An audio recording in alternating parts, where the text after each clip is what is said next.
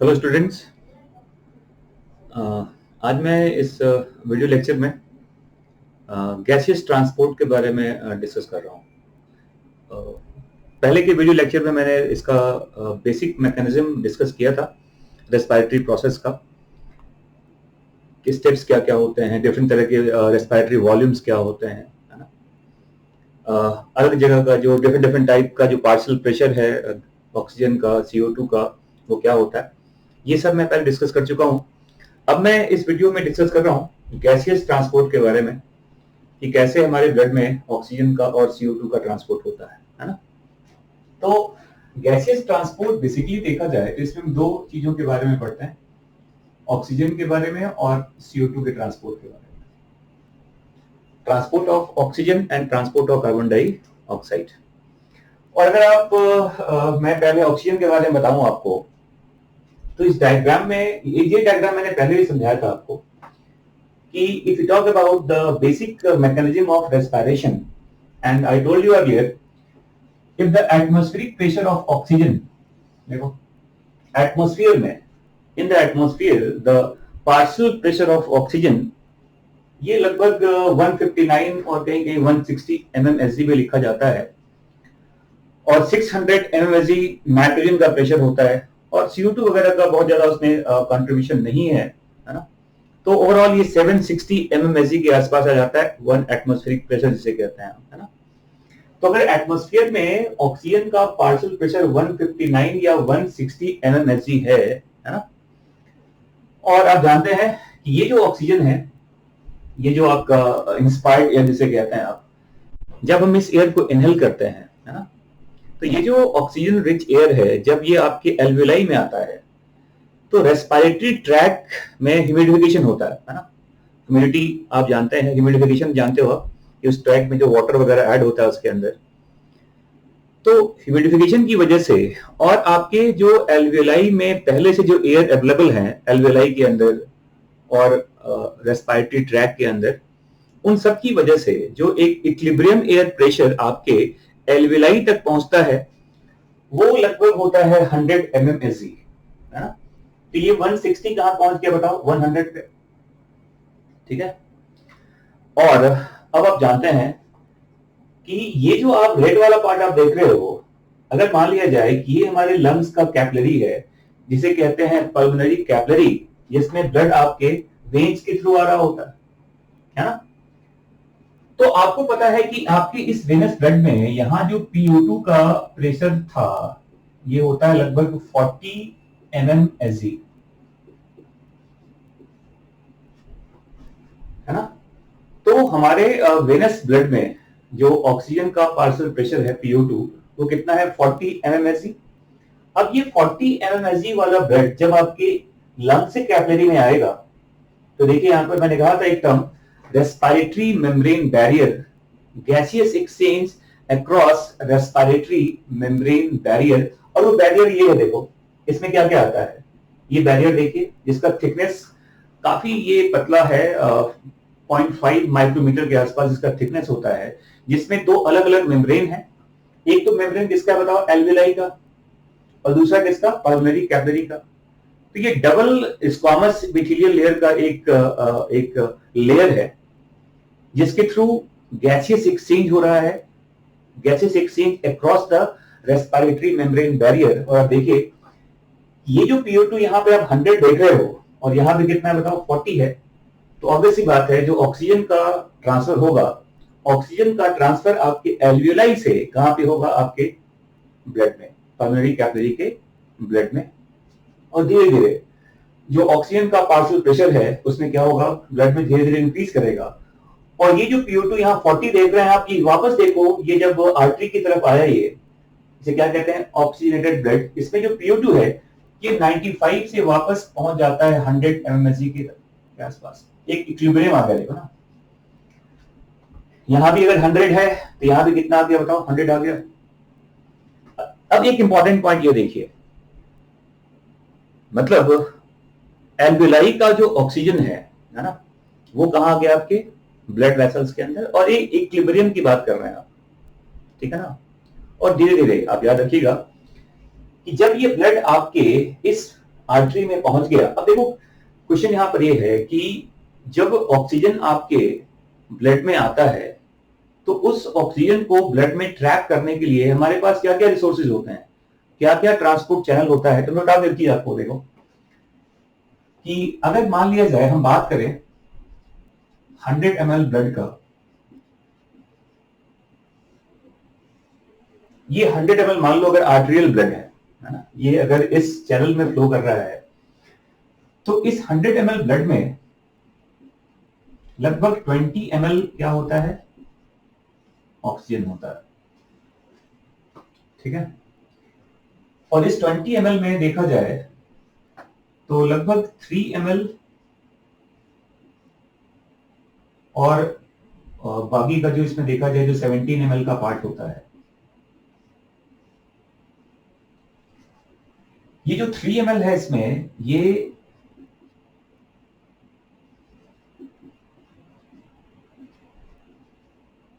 Dissolve form में आता है। देखो, या ऐसे देखें आप, 3 ml से ज्यादा बेटर है कि आप इसको ऐसे कह सकते हैं।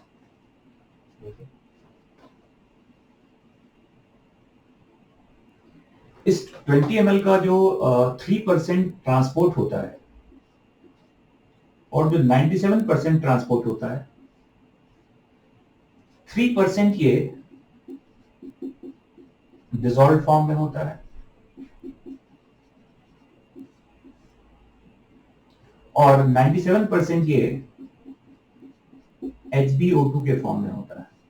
ये केमिकल कॉम्बिनेशन है HbO2, जिसे कहते हैं ऑक्सी हीमोग्लोबिन, क्योंकि आपके ब्लड में आरबीसी है और आरबीसी में हीमोग्लोबिन होता है ना।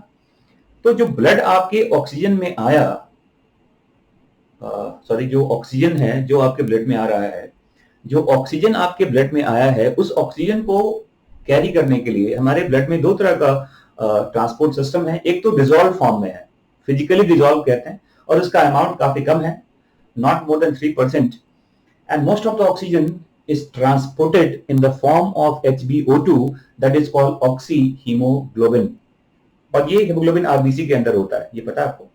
और देखिए यहां पर एक चीज, तो 3% इज वेरी लेस, 3% तो काफी कम होता है। तो अगर आप if you talk about only 3%, it means एक अप्रोक्सीमेट डाटा है कि 5 लीटर पर मिनट जो हमारा कार्डियक आउटपुट है, 5 लीटर पर मिनट हमारा कार्डियक आउटपुट अगर है, हार्ट जो ब्लड पंप करता है उसके थ्रू केवल 15 ml ऑक्सीजन डिसॉल्व फॉर्म में ट्रांसपोर्ट हो सकता है। देखिए कितना, केवल 15 ml। 5 लीटर अगर ब्लड की बात करें तो 1 मिनट में कितना डिसॉल्व फॉर्म में कैरी हुआ, केवल 15 ml डिसॉल्व फॉर्म में। और हमारे बॉडी को रेस्टिंग स्टेज में, याद रखिएगा, हमारे बॉडी को रेस्टिंग स्टेज में लगभग 250 ml ऑक्सीजन की जरूरत है पर मिनट। कितना, 250 ml ऑक्सीजन चाहिए। देखो कितना इंपॉर्टेंट एक डेटा मैं बता रहा हूं आपको कि आवर बॉडी नीड्स रफली 250 ml oxygen in resting stage. कितना चाहिए, 250 ml। और केवल डिसॉल्व फॉर्म की बात करें तो ये मैक्सिमली कितना होता है, केवल 15 ml पर मिनट, जो हमारा ब्लड कैरी कर रहा है डिसॉल्व फॉर्म में। तो 250 ml अगर आपको कैरी करना है डिसॉल्व फॉर्म में, तो सोचो आपके हार्ट को, हमारे हार्ट को लगभग 84 लीटर 1 मिनट में ब्लड पंप करना पड़ेगा। कितना, 84 लीटर, जो ऑलमोस्ट एक इम्पॉसिबल टास्क है ना। तो 84 लीटर तो पंप नहीं हो सकता। इसका मतलब हमारे ब्लड को, हमारे बॉडी पार्ट्स को, एक बॉडी सिस्टम को किसी और अलग तरह के ट्रांसपोर्टर की जरूरत है, और वो ट्रांसपोर्टर हमारे ब्लड में क्या होता है, हीमोग्लोबिन।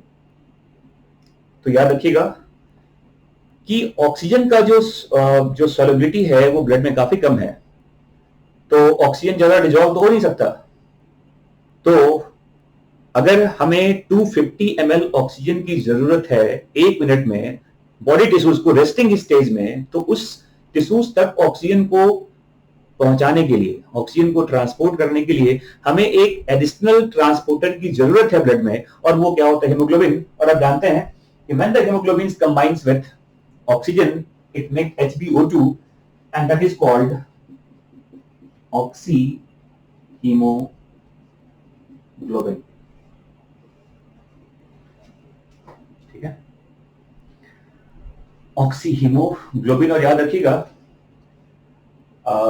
हमारे 100 ml ब्लड में अगर ऐसा देखा जाए तो ह्यूमंस के 100 ml ब्लड में 100 ml ब्लड में अप्रोक्सीमेटली 14.5 ग्राम हीमोग्लोबिन होता है हेल्दी आदमी में। हेल्दी आदमी के 100 ml ब्लड में 14.5 ग्राम क्या होता है? हीमोग्लोबिन। और 1 ग्राम हीमोग्लोबिन जो होता है it combines with approximately 1.34 ml of oxygen. तो 14.5 को अगर आप इसमें मल्टीप्लाई करेंगे 1.34 को, तो लगभग ये 19.8 ml के आसपास ये वैल्यू आता है। 19.4 के आसपास आ जाएगा। तो इतने अमाउंट में आप देखिए जो ऑक्सीजन का ट्रांसपोर्ट है वो HbO2 के फॉर्म में होता है। ये एक तरह का केमिकल कॉम्बिनेशन है ना। ऑल्दो अगर आप हीमोग्लोबिन का स्ट्रक्चर जानते हैं तो आपको पता है कि हीमोग्लोबिन के अंदर क्या होता है। देखो ऐसे 4 ऐसे आयरन एटम होते हैं फेरस फॉर्म में।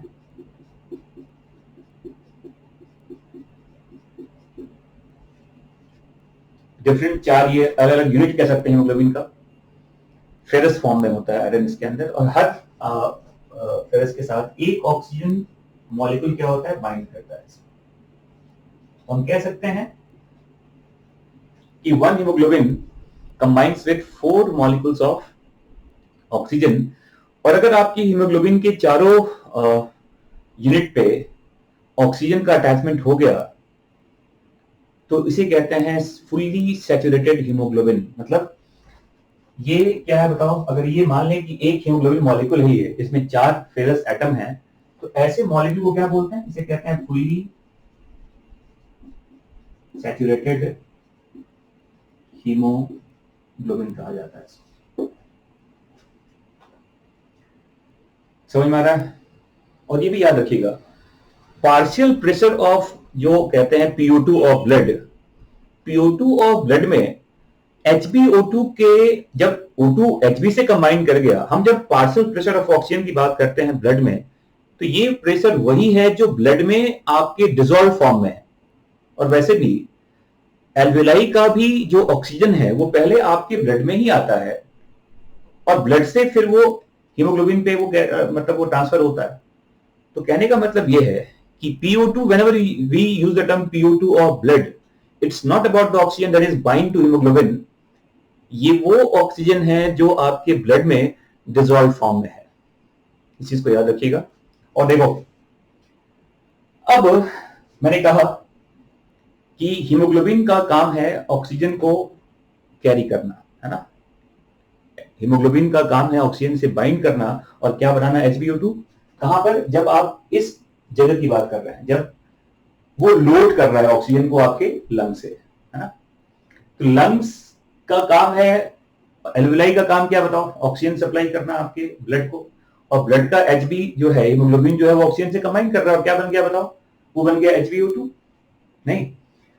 और फिर देखिए आप, ये जो PO2 आप कह रहे हो ये 95 से 100 mmHg पे पहुंच गया। और इस प्रेशर पे देखो, अगर देखा जाए तो 100 mmHg पे ये जो आपका सैचुरेशन है इसका हीमोग्लोबिन का, ये लगभग होता है नियरली अबाउट 97 से 98% के बीच में होता है। मतलब पूरा सैचुरेशन नहीं है, 97.5 और वी कैन से 97 से 98% के बीच में हीमोग्लोबिन क्या हो चुका है बताओ? सैचुरेट हो चुका है। तो सैचुरेशन ऑफ हीमोग्लोबिन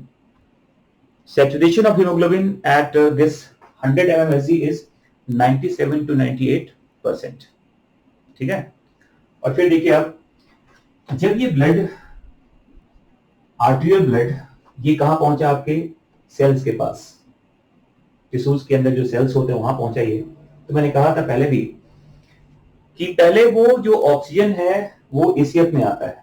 देखो टिश्यूज के बाहर जो फ्लूइड्स को एसीएफ कहते हैं, और आपके ऑक्सीजन का जो पार्शियल प्रेशर है, ये जो ऑक्सीजन का जो एक कंसंट्रेशन है आपके सेल्स में, वो कम है। और वो वेरिएबल देखो, उसका भी वेरिएशन है। कहीं पर ये मैंने लिखा 40 है, कहीं पे 30 है, कहीं पे 20 है। और जितना कम प्रेशर आपके सेल्स के अंदर है, ऑक्सीजन का अगर कंसंट्रेशन कम है, तो उसे ज्यादा अमाउंट में ऑक्सीजन मिलेगा आपके ब्लड से, बिकॉज ऑफ कंसंट्रेशन ग्रेडियंट्स। जैसे मैं कहूं कि यहां पर 100 mmHg का प्रेशर है और यहां पे 40 है, और यहां पर 30 है, यहां पे 20 है, तो 100 और 20 का डिफरेंस काफी ज्यादा है। तो सबसे ज्यादा अगर पूछा जाए कि फास्ट ऑक्सीजन सप्लाई किसे होगा, तो इस वाले सेल्स को होगा, क्योंकि डिफरेंस काफी ज्यादा है। देखो यहाँ पे 100 है और यहाँ पे 20 है। अगर आप देखेंगे तो सबसे कम इसे मिलेगा, क्योंकि यहाँ 40 का कंसंट्रेशन है, प्रेशर ऑक्सीजन का, और यहाँ पे 30 है। तो मोस्ट ऑफ द ऑक्सीजन या मैक्सिमम जो कहा जाए फास्टली किसे ऑक्सीजन सप्लाई होगा बताओ, तो वो होगा इस वाले सेल्स को। और इन तीनों में सबसे कम कहां मिलेगा बताओ, तो इस वाले सेल्स को, क्योंकि यहाँ पे ऑलरेडी आप कितना प्रेशर बता रहे हैं, 40 का। कुछ भी हो, आर्टरी का जो ब्लड है वो सिस्टेमिक कैपिलरी के थ्रू आपके सेल्स को मिलेगा। और फिर आपके सेल्स ने क्या बनाया, कार्बन डाइऑक्साइड, और वो जो CO2 है वो एसीएफ से होता हुआ वापस कहां पहुंचेगा, आपके वेन्स में। और वेनस ब्लड में आने के बाद जो ऑक्सीजन का प्रेशर है वापस कहां पहुंचा, देखो 40 mmHg के आसपास। तो ये तो ऑक्सीजन का पूरा एक चैनल हो गया। देखो, और यहां देखिए आप, अगर आप नॉर्मल रेस्टिंग स्टेज की बात करें तो सैचुरेशन जो है, देखो वेनस ब्लड में यहां भी HbO2 का सैचुरेशन कितना होता है, 75%। देखिए, अगर यहां पर HbO2 का सैचुरेशन 97 से 98% है, तो आपके वेनस ब्लड में भी HbO2 का सैचुरेशन कितना बताओ, नियरली 75%। मतलब ऑलमोस्ट 25% के आसपास जो ऑक्सीजन का यूटिलाइजेशन था वो कहां हो गया, आपके सेल्स में। मतलब जो जितना आप ऑक्सीजन लेके आ रहे थे उसका लगभग 25% ये यूज हो गया, और स्टिल यहां देखो कितना बचा, 75%। मतलब हमारे वेनस ब्लड में भी काफी ज्यादा अमाउंट में ऑक्सीजन क्या बताओ अवेलेबल है। क्लियर? तो एक चीज देखिए यहां पर कि जब आपके आर्टेरियल ब्लड में ऑक्सीजन का जो पार्शियल प्रेशर है वो 95 से 100 है, तो सैचुरेशन आपका 97 से 98% है। और यहां अगर सैचुरेशन से अगर प्रेशर देखें आप वेनस ब्लड में, अगर 40 है तो सैचुरेशन कितना बताओ, 75% है। तो ये क्या इंडिकेट कर रहा है, ये इंडिकेट ये कर रहा है कि जो ग्राफ आप देख सकते हैं यहां पर, जो पार्शियल प्रेशर ऑफ ऑक्सीजन है आपके ब्लड में और जो सैचुरेशन है हीमोग्लोबिन का, वो कांस्टेंट रेट से नहीं हो रहा। तो उसमें कोई एक स्ट्रेट आप कह सकते हैं कोई डायरेक्ट रिलेशन नहीं है। सैचुरेशन का और पार्शियल प्रेशर का कोई डायरेक्ट रिलेशन नहीं है।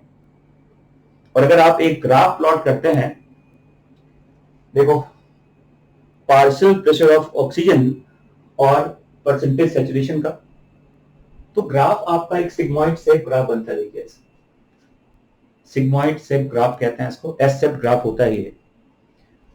और ये ग्राफ क्या इंडिकेट कर रहा है, देखिए यहां पर, देखो आप देखिए 60, अगर देखें कि अगर पार्शियल प्रेशर ऑफ ऑक्सीजन आप देखो 60 से 100 का अगर आप देखें यहां पर, अगर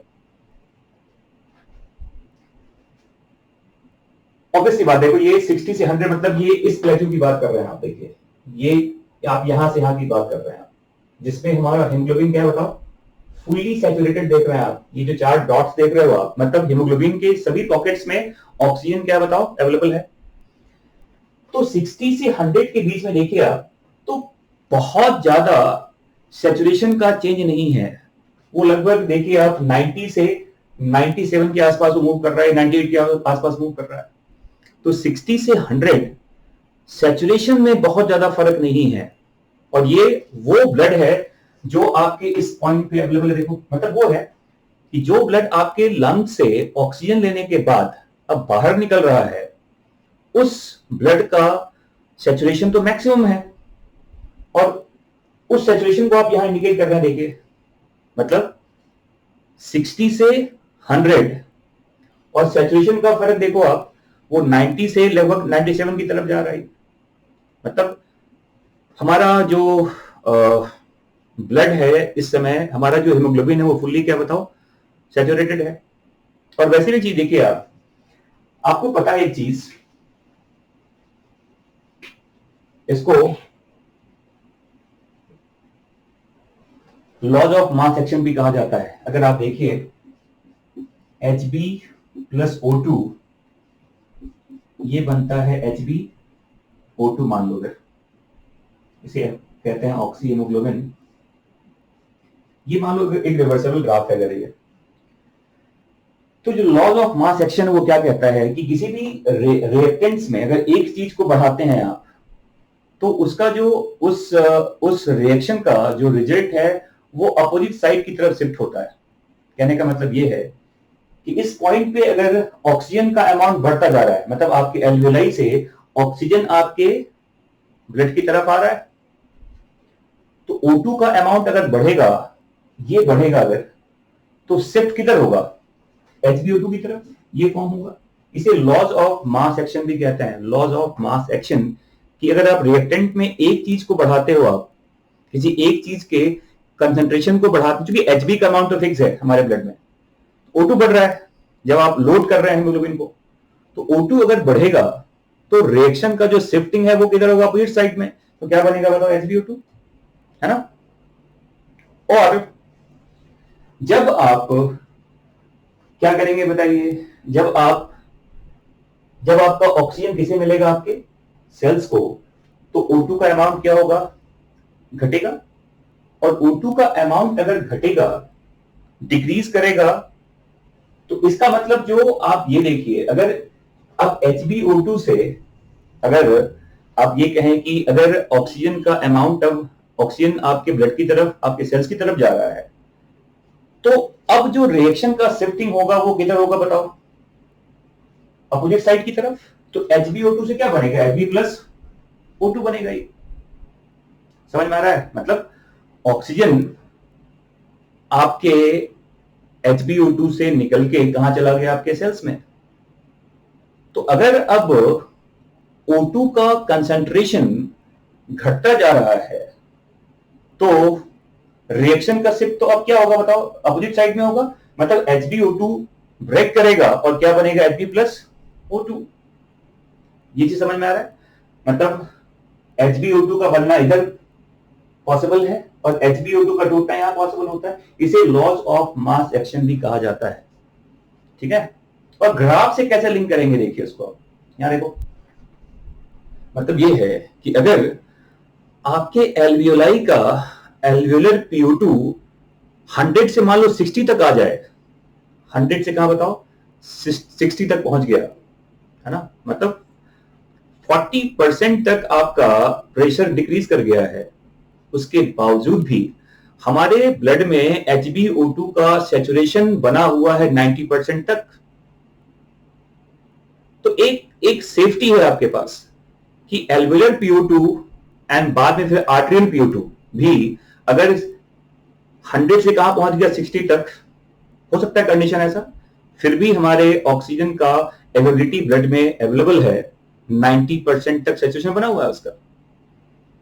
तो और ये हो सकता है कभी आप बहुत ज्यादा हाइट पे चले जाते हैं, माउंटेन्स पे चले जाते हैं, तो वहां का पार्शियल प्रेशर ऑक्सीजन का वहां पर कम हो सकता है, लेकिन फिर भी आपको एक सेफ्टी मिल रहा है कि pressure is decreasing from 100 to 60 mmHg, still our saturation is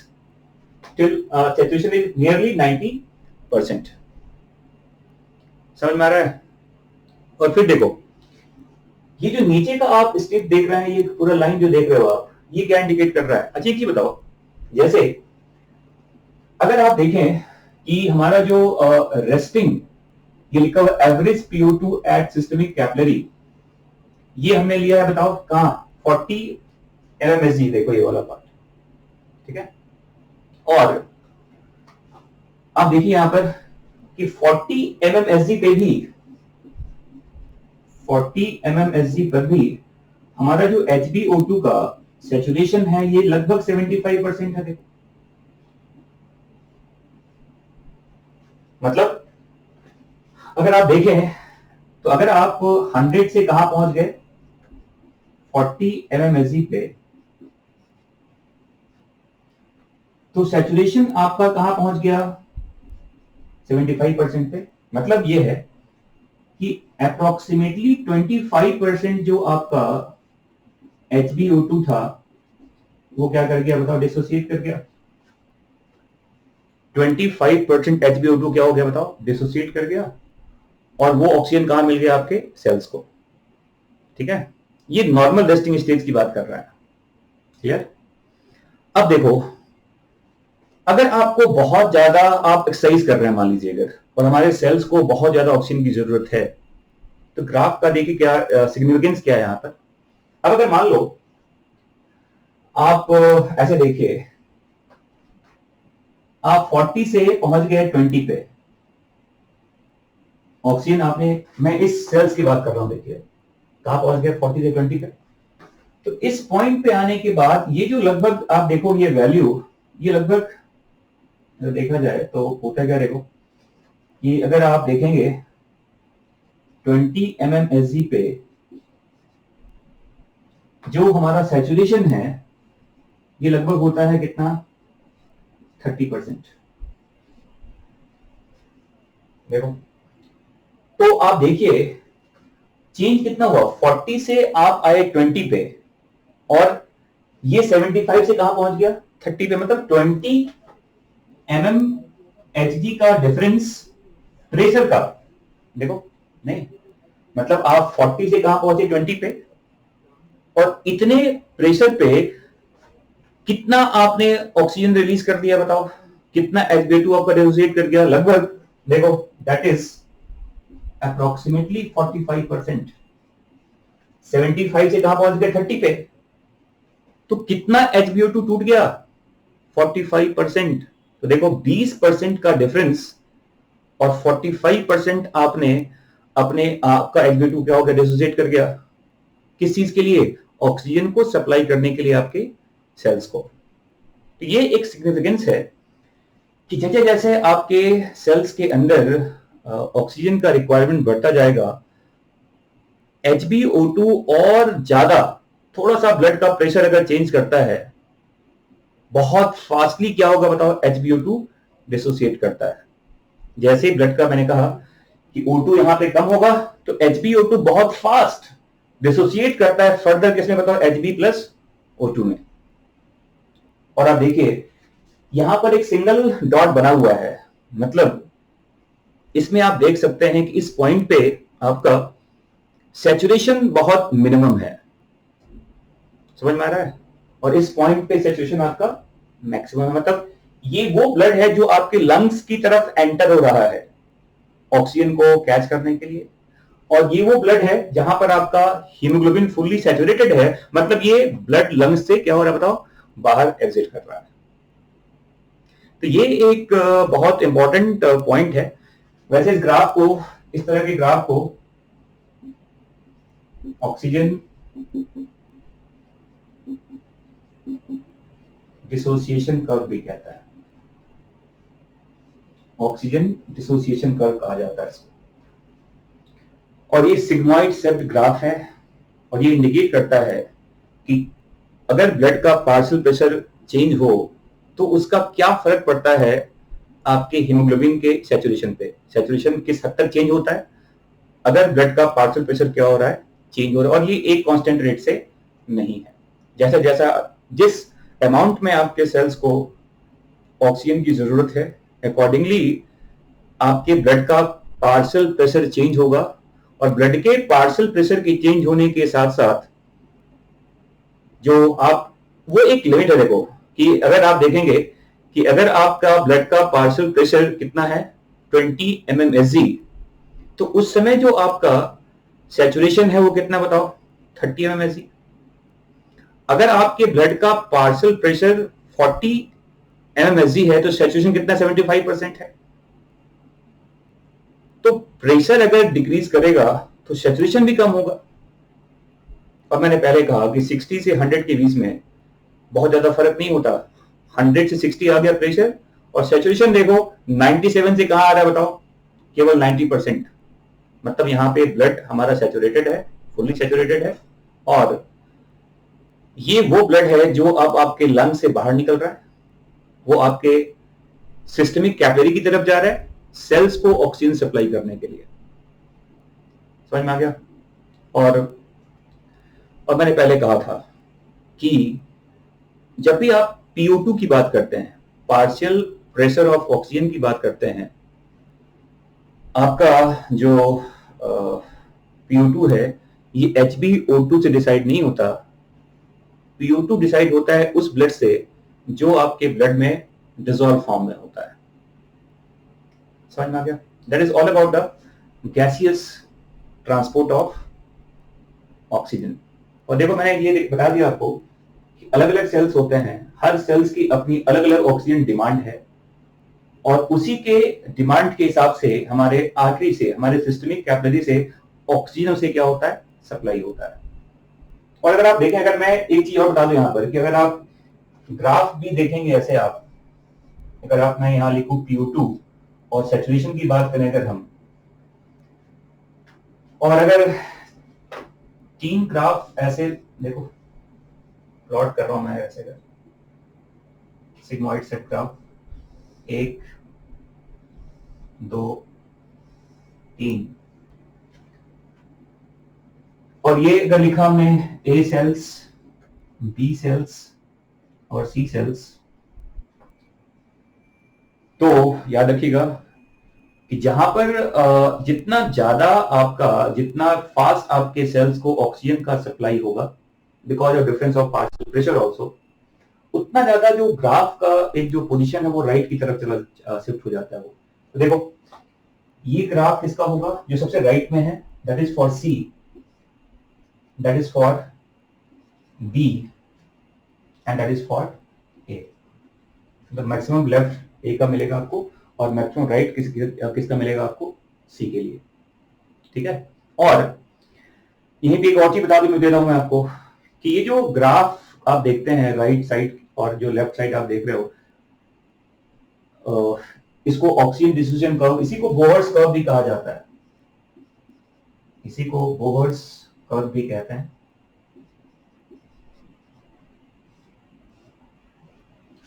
और बोहर्स ये कर्व क्या कहता है कि जो हमारा जो डिसोसिएशन है ऑक्सीजन का हीमोग्लोबिन से, वो कई सारे फैक्टर्स पे डिपेंड करता है।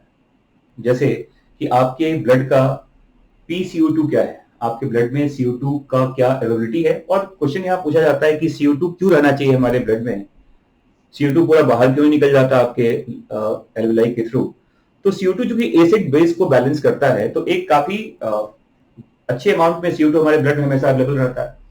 तो अगर आपके ब्लड का PCO2 ज्यादा है, ब्लड का देखो कंडीशन देखो, अगर आपके ब्लड का PCO2 ज्यादा है, ब्लड हमारा ज्यादा एसिडिक है, ब्लड का pH कम है,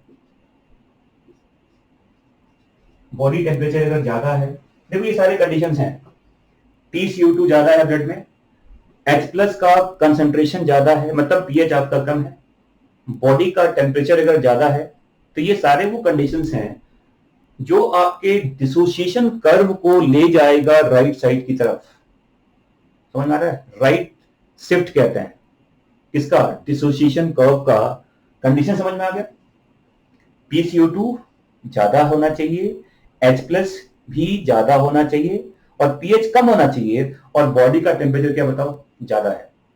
इवन कहते हैं एक और चीज है 2,3-डाइफॉस्फोग्लिसरेट कहते हैं, या इसको बाइफॉस्फोग्लिसरेट भी कहा जाता है, DPG और BPG कहते हैं।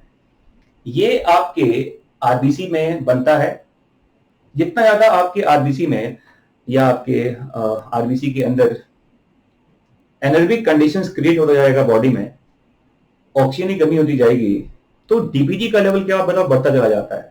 और जितना ज्यादा डीपीजी बनेगा आपके एरिथ्रोसाइट्स में, उतना ज्यादा ये ग्राफ शिफ्ट होता है किधर बताओ, राइट की तरफ। और माउंटेन्स वगैरह पे ये काफी इंपॉर्टेंट एक फैक्टर है कि ये ग्राफ को ले जाएगा राइट की तरफ। किसे? डिसोसिएशन कर्व को। मतलब थोड़ा सा भी डिफरेंस आएगा पार्शियल प्रेशर का, तो ज्यादा अमाउंट में ऑक्सीजन सप्लाई होगा आपके बॉडी टिश्यू को, आपके बॉडी के सेल्स को। समझ में आ गया? तो ये देखो हो गया फर्स्ट, सेकंड, थर्ड, फोर्थ, और एक और फैक्टर हो गया देखो ये डीपीजी का। This all shift the curve towards right side. और इसी को आप अगर उल्टा करते हैं आप कि ब्लड का PCO2 कम है, H+ भी ज्यादा हो गया, पीएच H+ कम हो गया, पीएच ज्यादा हो गया, टेम्परेचर कम हो गया, तो ये जो सारे फैक्टर्स होंगे ये ग्राफ को, डिसोसिएशन कर्व को मूव कराएगा टुवर्ड्स लेफ्ट साइड। और याद रखिएगा, right dissociation means faster delivery कहते हैं। Right dissociation means faster delivery of oxygen to the body cells. और अगर आप लेफ्ट शिफ्ट की बात कर रहे हैं तो जो आपका ऑक्सीजन का जो एक डिलीवरी रेट है आपके सेल्स को, वो क्या होगा, वो डिक्रीज हो जाता है। फास्ट डिसोसिएशन राइट साइड है, स्लो डिसोसिएशन है तो ग्राफ किधर जाएगा, लेफ्ट साइड की तरफ।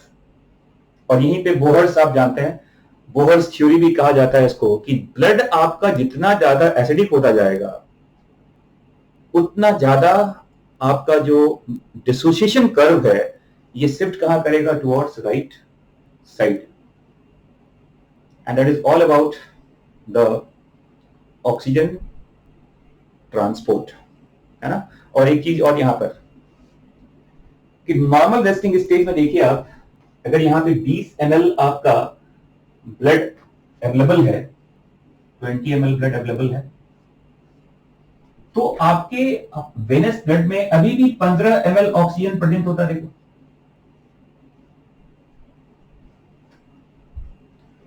मतलब आपने केवल 5 ml ही तो यूज किया है, 15 ml, तभी तो 75% सैचुरेशन कह रहे हैं आप, वो अभी भी प्रेजेंट है। बट ये अमाउंट वेरिएबल होता है। आपके सेल्स में जितना ज्यादा ऑक्सीजन का क्या होगा यूटिलाइजेशन, उतना ज्यादा आप कहेंगे वो जो होता जाएगा। अगर मान लो आपके सेल्स ने 10 ml यूज कर लिया तो यहां पे 10 ml रह जाएगा क्यों। और जितना यहां पर आपका ब्लड अवेलेबल होगा, ऑक्सीजन अवेलेबल होगा इस पॉइंट पे, उतना ही ऑक्सीजन सप्लाई कौन करेगा बताओ, एल्विलाई। अगर मान लो यहां पे 15 ml है तो यहां से 5 ml आएगा, अगर यहां पे 10 ml तो यहां से 10 ml आएगा। बट ऐसा आपकी बुक में लिखा जाता है कि नॉर्मल रेस्टिंग स्टेज में 100 ml of arterial blood transport 5 ml of oxygen from lungs to the body tissues in the normal resting stage. But ये अमाउंट वेरी करेगा as per our body requirement, our body cells utilization of oxygen. जितना आप use करेंगे उसी amount में alveoli क्या करेगा, oxygen supply करेगा आपके पल्मोनरी कैपिलरीज को। ठीक है, तो ये भी कुछ पॉइंट है, इसे भी याद रखिएगा। ठीक है, and that is all about oxygen transport.